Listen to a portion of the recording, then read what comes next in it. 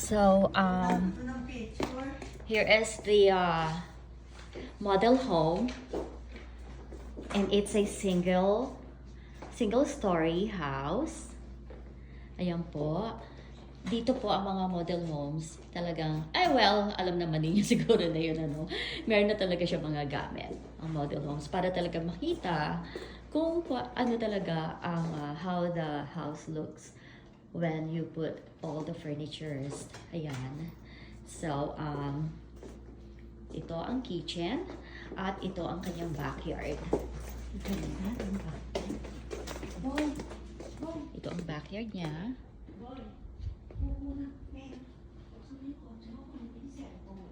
Ayan ang backyard. Napakaganda ng backyard niya. Wow. Here's the refrigerator. Ito ang kanyang stove and microwave. And I think this one is one of the bedrooms. Okay. So, ayan po, isa sa mga bedrooms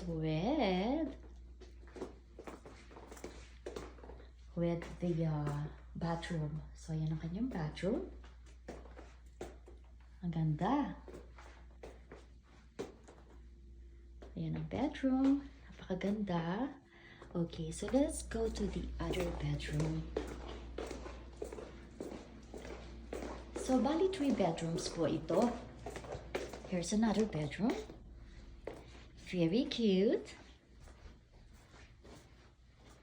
Ang ganda niya. At nandito ang kanyang walk-in closet. Ayan, meron siyang walk-in closet.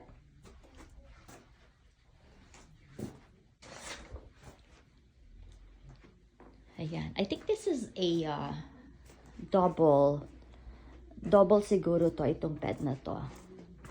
Not a single bed. It doesn't look like a single bed to me. And here's the door going to the garage. So I think here po ay dito niyo ilalagay ang laundry. So this is the laundry room. Ang cute. And there's another room. So this is the den. The lady was talking about the den. Look at this, and we can convert this into office. This one, look, Dada. This is the den. So you can either have it converted to a bedroom, or you can convert it to an office. Yeah. And so here's another bathroom right here. Ayan, ito yung isang bathroom pa. Ayan. Ayan. So bali yun ang master's bedroom. The one on that side is the master's bedroom. Tingnan ko. Oo. Dada! Yeah, it's cute. Tama lang yung laki niya. Napakaganda niya.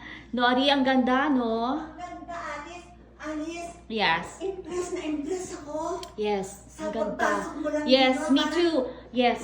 Ibang feeling ko. Maaliwalas. Oo. Yeah. Tapos So, ang cute ng backyard. yes. Ayan. Oo. Ayan.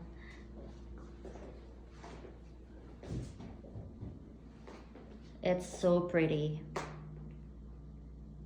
Napakaganda.